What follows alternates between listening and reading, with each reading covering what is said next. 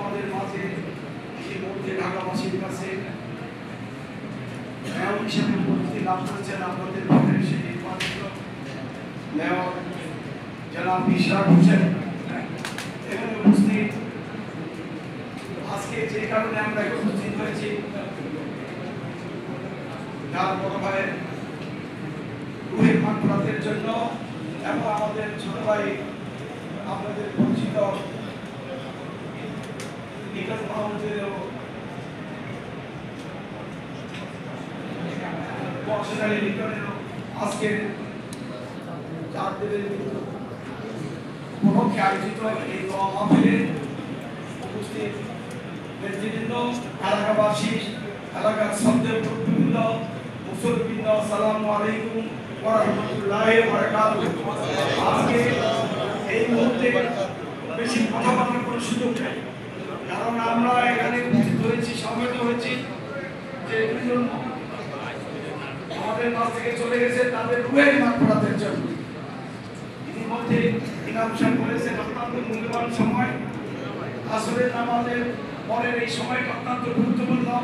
এই সময় দোয়া করার সময় আমরা সমবেত হয়েছি, আমরা যে উদ্দেশ্যে সমবেত হয়েছি আল্লাহ পাক যেন সেই উদ্দেশ্যে যারা হয়েছে তাদের রুহের মাগফিরাত করে দেন, এবং আমরা যারা উপস্থিত হয়েছি আমাদেরও আত্মীয় স্বজন পিতা মাতা যারা কবরবাসী তাদেরও মাফ করে দেন।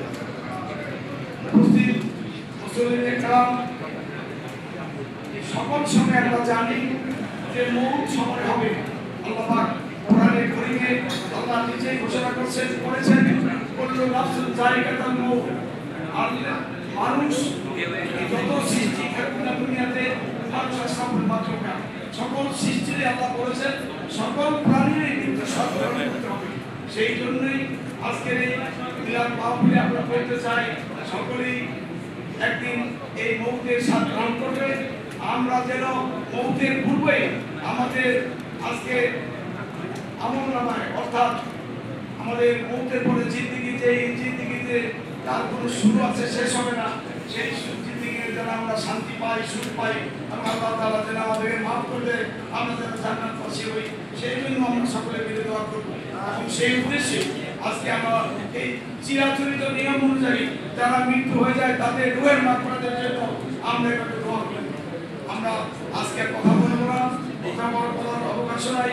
আমি মনে করি আজকে আমরা সবার কাছে অনুরোধ করবো আপনারা যে মৃত জন্য দোয়া মাহফিলে উপস্থিত হয়েছেন, আপনারা সকলের জন্য সকলে দোয়া করবেন জান্নাত আল্লাহ যেন তাদেরকে মাফ করে দেয়, তাদেরকে জান্নাতের ফেরদাউস নসিব করে।